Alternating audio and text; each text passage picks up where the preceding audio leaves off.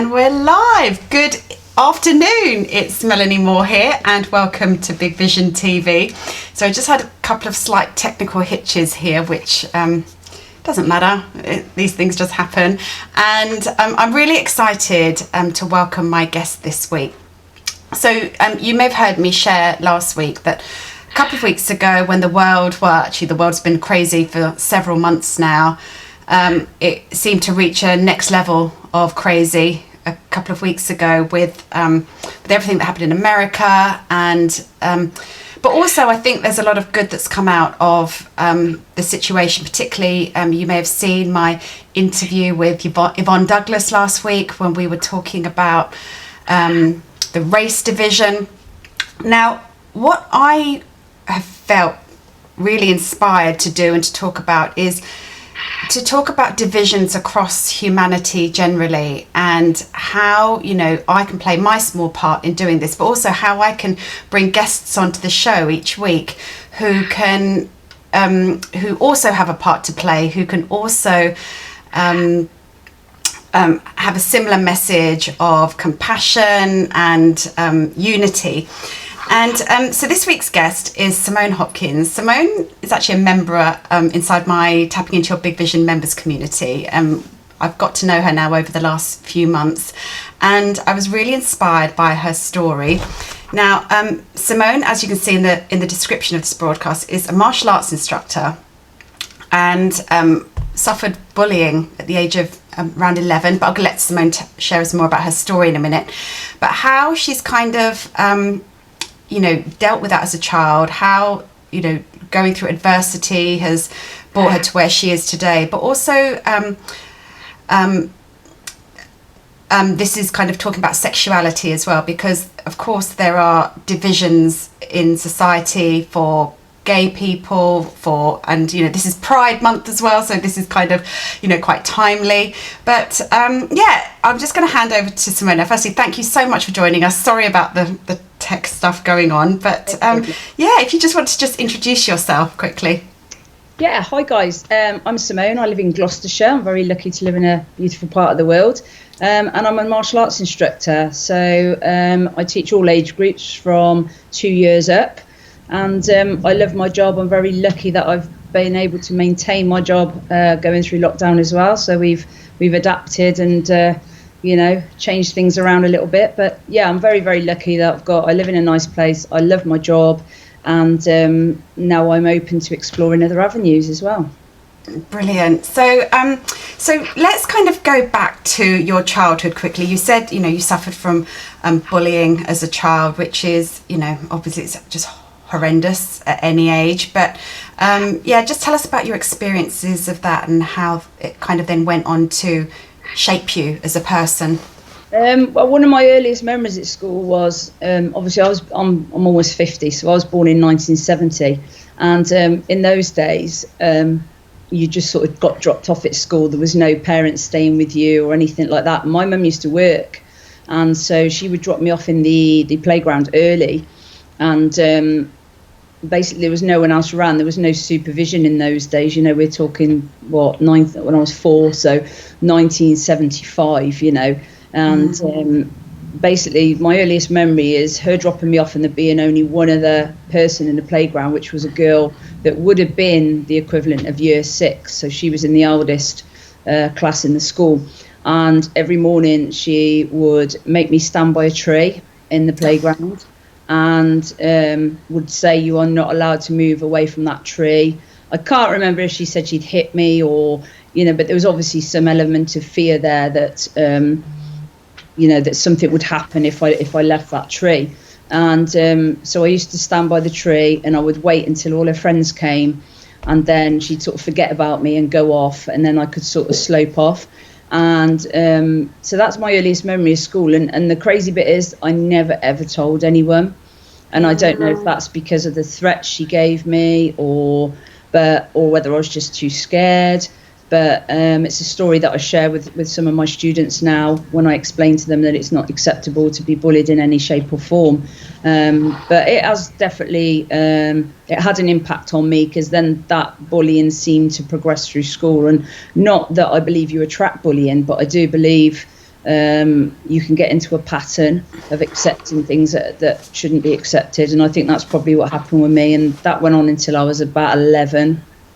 Yeah. And I think as we get older, we become more self-aware. We can see how we can repeat patterns in our life. So obviously, as a child, it's hard to see that. But perhaps you looking back on your life, you saw that was then I guess a pattern that you went on to relive.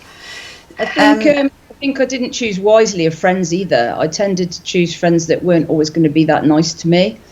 So like you're saying, that pattern continues. And I think it took me a long time to actually change the people around me. And I'd say that probably didn't happen until I started martial arts. Okay. And when did you, so you started martial arts at the age of 11, is that right? Yeah. And was that something you wanted to do, or was that something your parents encouraged? My dad, I was like obviously his only daughter, and he'd always wanted me to be able to protect myself. He had this big thing about protecting me and me learning to protect myself. And so it was him that encouraged me initially. I'd never really taken to anything. I'd sort of tried different things, never really took to any of them. And from my first lesson, I just loved it. I was hooked. And that's something that I've done ever since. Okay. And did that help you deal with the bullies, or did that then stop as a result? Or it took time. It didn't happen straight away. And it took so you weren't beating them up straight away? No. I think it took quite a few years for me to start building my confidence. I remember somebody later on, my confidence was gradually building, and I started to compete, and people knew what I was doing, which did also put a stop to it. People worry, people can challenge you because of it, but I didn't really find that. I found that people tended to just leave me alone a little bit more. I remember an older person basically trying to bully me and just not be very nice when I was about 15, and I do remember standing up to them. It was only verbally, and I think I probably had more mouth than anything else to back it up at that point, but I do remember sticking it for myself. I'd say my confidence didn't actually grow properly until I was about 19. So I'd say when I was 4, that affected me right through till I was 19. And then I started, I would go out and I'd be, my students and my friends and a lot of my family and my children don't believe me that how quiet I was. But I would go out with people and sort of slope into the background. I was quite happy not being at the centre of attention. And so, I presume that had definitely affected me. And you took the martial arts kind of to a really high level, didn't you? Yeah. So tell us a little bit about that. I started competing when I was pretty much straight away when I was 11, and I wasn't very good. I wasn't a natural at all, and I got beat up quite a lot on the mats. I wasn't very good. I'd come away with bruises and bashes, and and in those days there weren't many girls competing either. So a lot of the time I was competing against boys, and obviously they were physically a lot stronger than me. I was quite weedy at that point, and I did find it difficult, and I don't know why, but I just kept going back, and I just really wanted to be good, and it took me to the point where I would train every day, even at home. I would be doing something every day just to try and get better. And then, as I said, it probably took me till I was 19 to gain my confidence, and I won my first British title when I was 19 years old. And the following year, I probably won pretty much everything that I entered. And then that led on to obviously fighting internationally. I gained a few world titles, European titles along the way as well. So I've been very lucky, Amazing. And then obviously you've taken the love of martial arts, and you now have your own martial arts school. Yeah, I was an assistant instructor from 15, and that was another thing that helped with my confidence. Basically, my instructor, there'd been a run of Bruce Lee films on TV back in the 80s. And so we ran a kung fu club, and we had this influx of little kids just running around wanting to do kung fu. And he took one look at me and said, "That's your class from now on. You're going to have to deal with them." And there was no sort of being taught how to do it. I just had to find my way, really. And that I always put that down to one of the best things that ever happened to me. Learning to instruct, learning to teach, learning to pass on my knowledge, and learning to change people's lives. Yeah, amazing. Congratulations. And obviously, so in the last few months that I've been, I've got to know you, we've obviously had this big lockdown, and you've had to completely change your business, haven't you? And how's that gone? It's gone really well. Obviously, you know, we've had an impact if some people have left, but we planned ahead. And we started the online stuff about a week before lockdown. So I started recording classes while I was teaching classes, because some people obviously had vulnerable family members and couldn't come in. So we started running Zoom classes then and Facebook Live classes. And then when lockdown came, we basically I took over my living room, which it's been a bit of a crazy time because we were mid-flow of renovating as well. So at one point I had no ceiling and no walls and no floor, but I was running my classes. So I had all my banners up, I had my mats on the floor, and from an outside point of view, you would never have known, you know, what I was teaching in. And I'm very lucky that my partner has been very understanding as well. So yeah, we're running about 19 classes a week from different instructors' homes, and then we offer a parents' night off on a Saturday night as well, where we entertain the kids. Amazing. It's wonderful. Really, that's just fantastic. I love seeing how people have pivoted their businesses during this time, and hopefully it won't be too long until we can all get back to normal. Fingers crossed. Yeah, I've been in talks with a few of my venues today, so it's looking like next month, you know, hopefully. So fingers crossed. Yeah. My son just went back to school today, as I was telling you just before we went live, and yeah, it's good to see some semblance of normal life returning. So the other thing I really wanted to talk about with you in this broadcast is about the topic of sexuality as well. And I know you've been really open with this, and you know you've spoken to me about it before.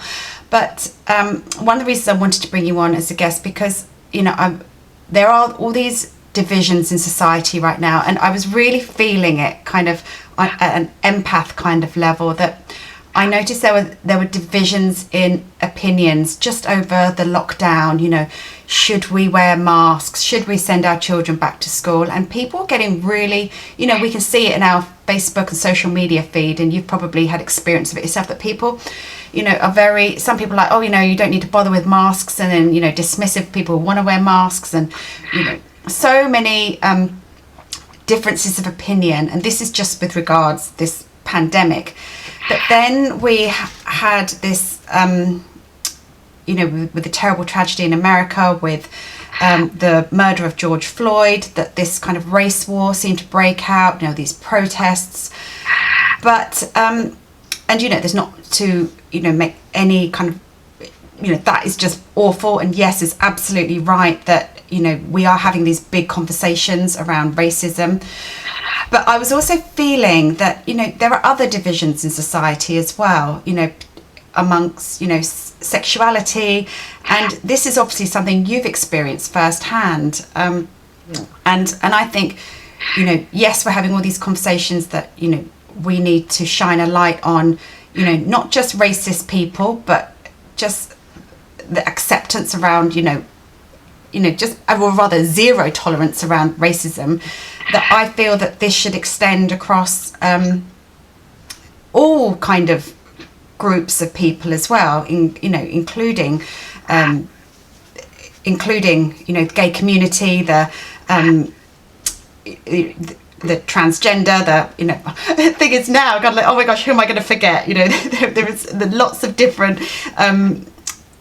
But, you know, it's around ageism as well, you know, and I'm going to have a conversation in the next couple of weeks around, you know, people being ageist around people. So for me, it's just like, how can I do my small part to help everyone just be a little bit kinder, more compassionate and more tolerant with one another? So could you share a little bit about your story? Because you were married, weren't you, Simone? Yes, I was.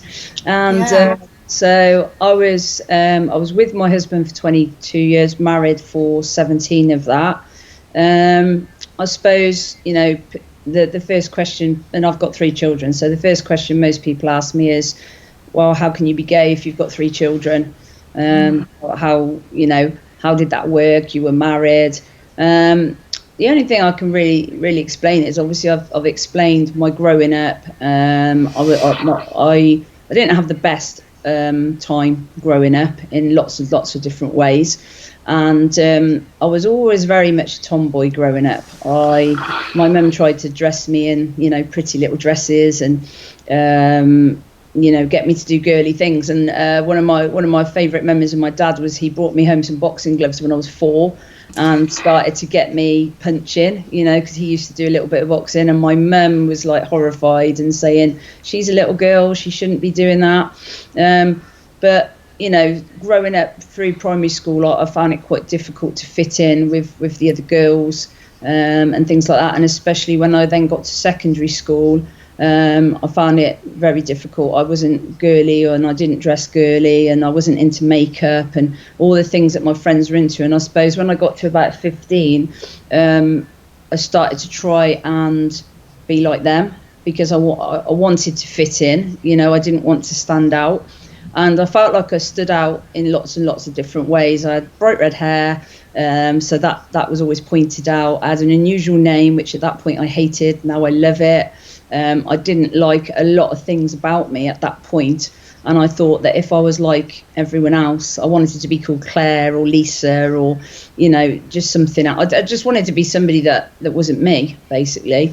And so I conformed, and I got into a relationship with my future husband when I was quite young. He was quite a lot older than me.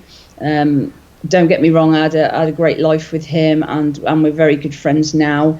But I'd say it was after my first son that I realised I was different. I had very, very bad postnatal depression after my first son, and I just had a friend, basically, and I knew that I was attracted to her, and it was a bit of a shock. But I'd been in such a bad place with the postnatal depression that I doubted myself. And I'm a very open person. I'm an open book. If anyone ever wants to ask me something, I'm quite willing to answer questions. And I went to my husband at the time with it and said, this is how I'm feeling. And he sort of convinced me that wasn't quite how it was. He was like, lots of women feel a little bit of attraction to other women, and it doesn't mean you're gay. And I think that was just his fear, really, of everything. And at that point, I'd got a baby, we ran our business together, we had a house, and I wasn't completely 100% sure of myself. And so what I did, I locked it away, and I believed that if I locked it away in the back of my head, it would go away. And it didn't. It sat there and it festered, and any time that I was attracted to someone, it was never a man, it was always a woman. And it got to the point where I knew that if I wasn't with him, that I wouldn't be with another man. I was completely sure of that. There'd been no sexual contact with a woman, but I just knew. As I say, I locked it away. I'd already got a son. I went on to have 2 more sons, and I sort of threw myself into them, really. And we ran a business together, but we did live quite separate lives. Like, I would be at home with the children, he would be out working or doing whatever he was doing. And gradually it just became more and more unbearable for me. When he came home, I would feel uncomfortable. If he hugged me, it was even getting to the stage where I felt uncomfortable with that. And basically one day I got in my car and I was visiting a friend, and I just knew I couldn't do it anymore. And so I phoned a mutual friend who was aware of the situation. We had a couple of friends that sort of knew what had been going on. And I just said, I'm going to go away for a couple of days. Can you tell him? And obviously the kids were with him at that point. And I knew they'd be safe. They were in their home and they'd be going sort of to school and doing the normal things. We'd had a couple of times where I tried to leave and he talked me back, and I just knew that I couldn't do it anymore. So I went to stay with a friend for a couple of days, and his reaction wasn't great. He was still very much in denial, and so me coming out really is not a nice memory. There was stuff on social media, and I didn't always. So this was about 10 years ago, was it? Yeah, this was back in 2009, so it was 11 years. 11 years. Okay, so it was a rough kind of transition. Yeah. But it wasn't. I mean, Did it feel like a relief as well? Yeah, hugely. Right. Mm-hmm. I ended up moving back into the house, and we had a gym at the time, and he went to stay at the gym for a while, and I had the kids with me and stuff. And I remember one day just feeling massive relief, and I said to the kids, "Let's go in the garden and just shout at the top of our voices." This was like not long after, and they were only little. The younger ones were sort of 7 and 8, and the other one was 14. And they're like looking at me as if to say, well, they actually said, "Why are we going to do that, Mum?" And I went, "Do you know what? Because we can." And I remember standing in the garden and it was like a massive release, But yeah, it was a weight off my shoulders. I knew it was never going to be easy to leave. I had so much involved, our business was together, our house. And I knew that to go, I was probably going to give up everything, but apart from my children, and that's what happened. Yeah, I remember watching I don't know if you've seen it, the Ellen DeGeneres Netflix. How she did a stand-up show. I think it was fairly recent, last year, I think it was, and she talked about how when she came out, how it was almost like the death of her career. Yeah. And she'd lost contracts. Everything she'd worked for, people slammed doors in her face, and it was a really, really terrible time for her. But obviously she then shared that on the other side of that was joy, was happiness, was the abundance, then everything started reopening again. It's almost like everything kind of all the old had to break away before the new could, it was like the phoenix from the ashes. Would you say that's a similar kind of story for you? It's always something. I like my tattoos, as you can see, and I've always promised myself that I would have a phoenix to represent that time. I haven't done it yet. Maybe when things get going again, maybe I'll do that. But yeah, it was like a breaking down for a long time. I moved out of the family home in the end. We were in some financial difficulties as well, and I was worried that we were going to lose the house. We had a business, and it was at the start of the recession. So not only, was our marriage done, but our business was really on the rocks as well.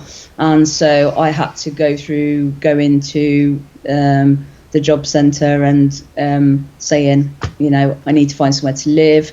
I need to find some sort of employment. I don't know what I'm going to do. All I'd ever done was martial arts. And I remember sitting in there in tears, and a lady giving me a tissue, and she said, "You just need to let society help you for now, because this is what it's for," and to claim benefits, which was like one of the worst times of my life. I found that really, really difficult, and but it was something that I had to do at that point. And then I had to start, when things did settle down. She just said, "Look, you've got a lot going on. You need to rebuild yourself before you can look at rebuilding other things, and go away and look after your kids."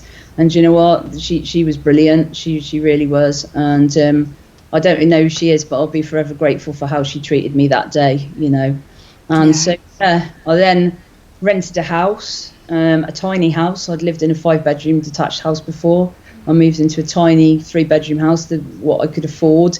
And then I started to just get a little bit of work doing different things, and just trying to find myself. Really, I realised that I didn't really know me at all, and that I really needed to do that. At that point, I wasn't with anyone or anything like that, but it was I didn't know how I was going to get in a relationship. My ex-husband at the time was not great, and I knew that and I completely understand now the place he was in then. At that time I didn't. We were all hurt. There was just so much hurt and pain, and I had the most ridiculous amount of guilt as well. I think just leaving and feeling like I'd broken up the family and things like that. I think although there's this, it was a bit different for you because of the you also, not only was the marriage ending, you were also, you know, coming out as a gay woman.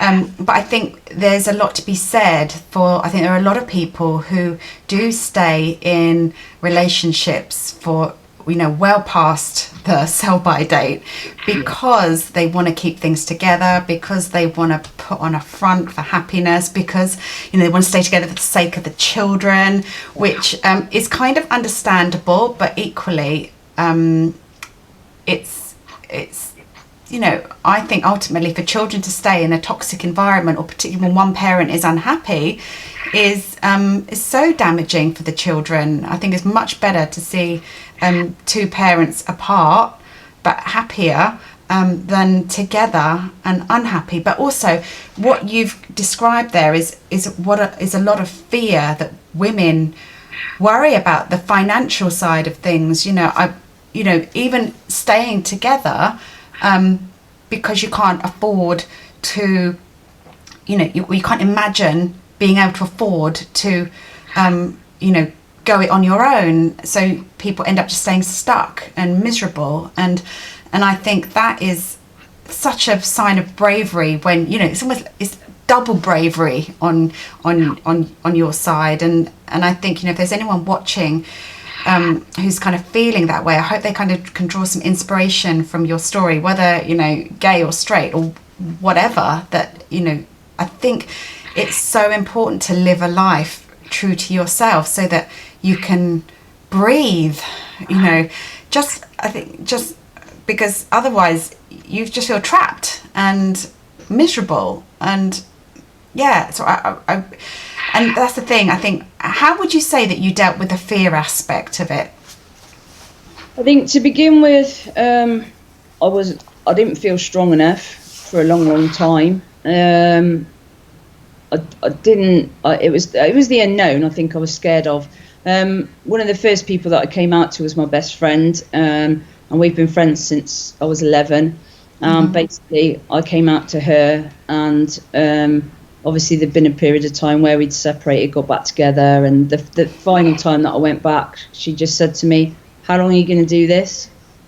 And I basically had thought that I would do it until my youngest son at that point was 16. Well, he was 6 at the time. And she said to me, "Simone, that's another 10 years. And I said, "I know." And she said, "But you'll be pushing 50. That's a huge part of your life gone." And that kept replaying like something I'd watched on TV over and over and over in my head. And yeah, so that was there. I think I dealt with the fear that, I'm not proud to say it, but if I hadn't left that day, then I don't think my kids would have had a mum. That's really difficult for me to say. But that is the place I was at. And I've had friends leave, not gay, friends that have left relationships, and I've talked to them. I've been lucky enough that a lot of them have come to me before they've left, when they've been really unhappy, so that I could give them some support.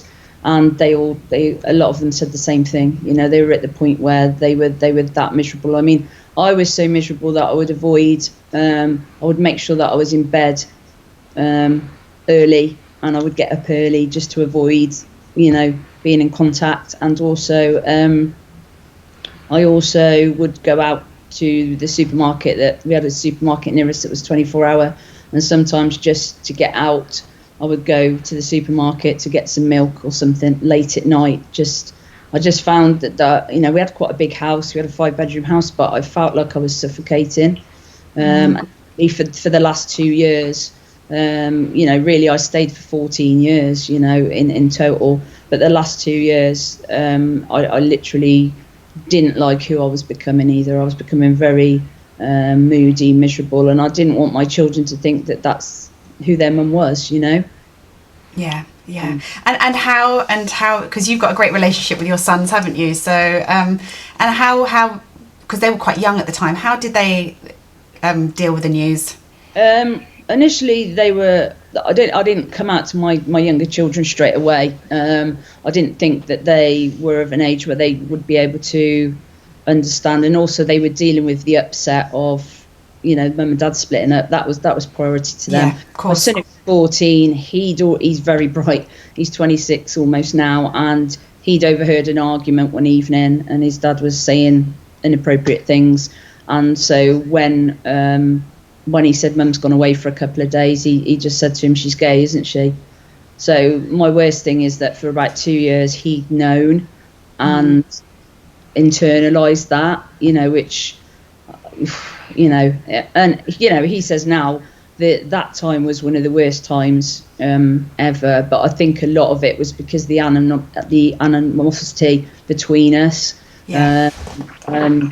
I was trying to keep everything on a level and trying to stay calm. Everyone kept saying to me, the anger will pass and everything will pass, and you never know, because we had such good relationship for so many years.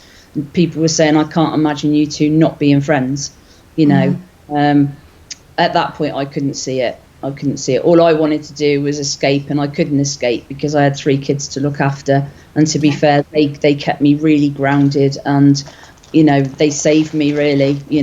I don't know where I'd be without them now. But they're amazing. I mean, they're 19, 20, just coming up 19, 20, and then the other one will be 26 this year as well. And they're very accepting. We have laughs about it. We have a bit of humour, which I think is really, really important. When I eventually told the younger ones, and it didn't really make a difference. I was mum. And that was it. In fact, my youngest son said to me, I don't think I even told him till he was about secondary school age, and he just wasn't clicking at all. You know what? It's time. He'd seen me with friends, and things like that, and I just told him, and he went, "That explains why you've got a poster of Pink on your bedroom wall, Mum." So that was his reaction. Yeah. Great. So now, obviously, life is very different. 11 years on, you've got a flourishing business. You're in a happy relationship. You're renovating your house. Could you imagine that if you just decided to stay on that extra 10 years, that you wouldn't have built up the life that you have now? No, I definitely wouldn't have. I mean, I don't know where we would have been. As I say, I don't know where I would have been. Definitely.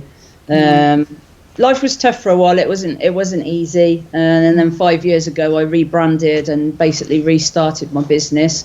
So again, there were times where I didn't have a lot, and then 3 years ago I took on a business coach who very well, and I've started to turn around then. So now I have a support network within my business. They're also friends as well. I've got very good friends within my industry, but also just I'm in mastermind groups with other people, and life's completely different. I went through a roller coaster with relationships, which was inevitable really. I think I didn't do all my dating and experiencing relationships through my teens, so I think that ended up going through, I came out at 38, which is quite a challenge in itself. And then it took me a while to make better choices in my partners as well. So Lindsay, my fiance now, is absolutely brilliant. She's a complete opposite of me. She's happy to just be in the background and just being very supportive. We managed to buy our house before Christmas, which I never ever thought, back then I always said I'll never own my own house again. I'd sort of accepted that was what was going to happen. My life is totally different. So there is, people said to me, you will come out of this and it will be okay. And that's what I say to other people, who are in a similar situation. Yes, it is rubbish for a while, and sometimes it gets worse before it gets better, but it does always get better, and there is always that, light at the end of the tunnel, most definitely. And when we spoke a couple of months ago, we were talking about kind of big vision and next steps for you. Could you tell us a little bit more about that, kind of like the vision that you have for perhaps, obviously you're dealing with a lot of youngsters anyway, but I think also kind of in terms of what you've been through, and maybe, I don't know, because from what I know of, I've had close family member who was gay, but hid it for a long time, and sadly passed away at quite a young age. And but I could see there was so much kind of shame and stigma attached to it, and I know even 10-20 years down the line, I think things are very different now, thank goodness, for youngsters. Certainly I see it in my children's schools and schools I know of nearby, where they are very accepting of sexuality. They have safe corners, they actually have there is a club at school for children to go to, so they can express their sexuality or feel somewhere where they can feel safe. So I think, gosh, things are leaps and bounds so much better than they were. What else do you think could be done to encourage the discussions and to help youngsters who are perhaps feeling a bit confused about their sexuality or anything like that? I think the main thing is, as much as schools are doing, I still think that there could be more done. I was doing a little bit of research earlier, and there was a teacher's report back in 2009, and it basically said that 95% of secondary school teachers and 75% of primary school teachers could say that they regularly heard, "Oh, you're gay," or something like that within the classroom, which is quite disturbing. And I've got the statistics here actually. So 2/3 in secondary school of these teachers and 2 in 1 in primary school admitted to not intervening when they heard those sort of things said, and it was due to lack of confidence and lack of support. So I would by no means put the finger at them, but I would say there needs to be some sort of training available for teachers to deal with this. And nip it in the bud and not allow it. It's like anything. If you allow something to fester, it will grow and it will grow and it will grow. That's the thing, it's like turning a blind eye, and I think this is a conversation now which I think has to come to the forefront, that you can't just turn a blind eye to what may seem like an innocent comment or just like a backhanded remark, that it is, across race, sexuality. It's just, I think there really has to be zero tolerance now. These sort of comments are the things that stop children coming out, these sort of things, because then they try to be somebody they're not, like I did. I was brought up in a very rural area, so it was quite homophobic anyway. There were about 3 openly gay people in the town, and everyone sort of, everybody knew them type thing. And I was brought up in quite a homophobic household as well. So it was never even entered my mind that I could possibly be gay. It wasn't even, there at all. And it's also proven that youngsters that come out earlier, so sort of through their teens and things like that, rather than till later in life, they have much better mental health. There's been studies done because they've accepted who they are, and they're happy. The thing is, you can have all the money in the world, and I think the lockdowns taught us this. You can have all the money in the world, you can have a big house, you can have a nice car, you can travel to great places, but if you're not happy, none of that is enough. And I think that's why a lot of people have struggled through this time, because they're not happy just with what they've got. Me, I've actually been quite happy through this time. I've managed to still run my business, and it's given me a lot of time to reflect as well. And I think I've done a lot of personal growth through this time as well. So, I think it's really, really important that these things are nipped in the bud, And you're a fairly new convert to tapping as well, aren't you? Yeah, I am. I'm definitely converted to tapping since December, and that's had an impact on me as well, most definitely.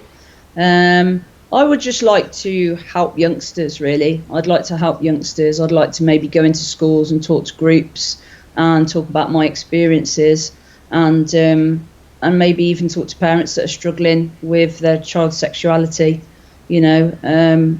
For me, you know, I think most parents, their number one thing is for their children to be happy. But I know a lot of parents do struggle when a child comes out or comes to them saying, you know, I'm gay, because I think sometimes it's a bit of shock, and they don't always react in the right way straight away because it is shock, you know. And you know, I've never been in that position. All my sons are very, very straight, and and you know, but I know that, you know, no matter what my kids came to me with, and they know that we would deal with it in the right way, and we would talk about it, and no matter what it was, they know that they can approach me and talk. And I think it's really important for parents to be open. I think, you know, I've had friends of my kids that the parents have not wanted to know their kids when they've came out, you know, and that just makes me so sad. That is tragic, yeah. And I think there's a kind of a bigger conversation here that could be had around, you know, parents and, you know, wanting their children to be a version of them that is acceptable to them, regardless of sexuality. We see this in the education choices that they want their children to make. You know, they kind of push them into careers that they may not necessarily naturally gravitate towards anyway. And yeah, so there is a much bigger conversation here about how we can just allow our children to, you know, be themselves, pursue their passions, be happy, and loving and accepting them exactly as they are.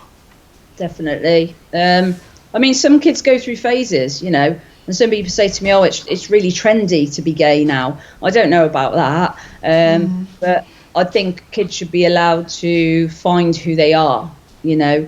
I'm very open. My kids wear what they like. One of them's an art student, so you can imagine his clothes, and, you know, he's very experimental with his clothes and things like that. And you know what? I absolutely love it. I love that he's experimenting and he wants to find out who he is, his style, you know. And yeah, you know, I know. Sorry. Somebody at the door. Can you just sort it out? Sorry. Sorry, carry on.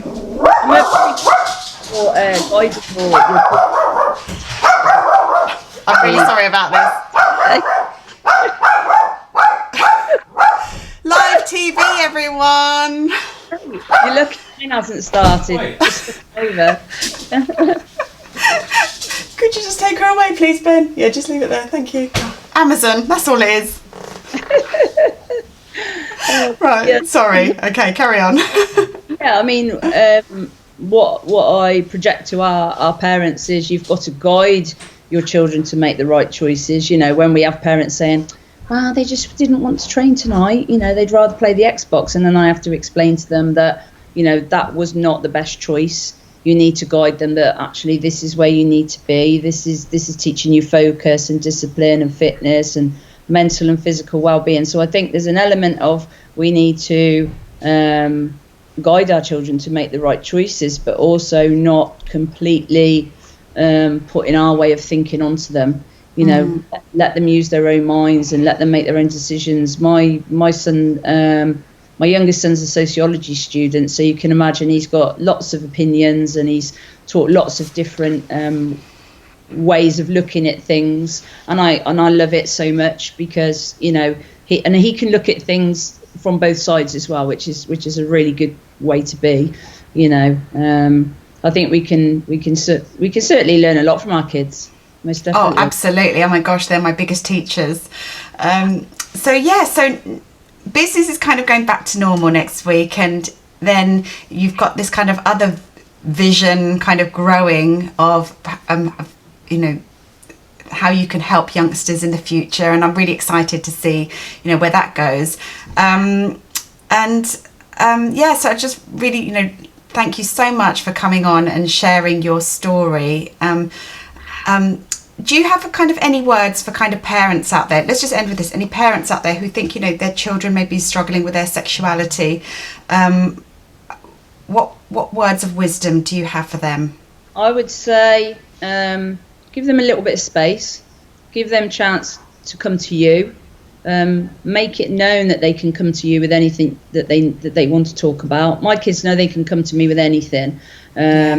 You know, I wasn't brought up that way. I didn't go to my parents with anything. You know, sadly, my parents passed away not knowing about my sexuality because I didn't feel comfortable enough to do that. So I've been very different with my parenting with my kids. You know, I'm very, very open. I would say, you know, don't approach them and sort of, are you gay?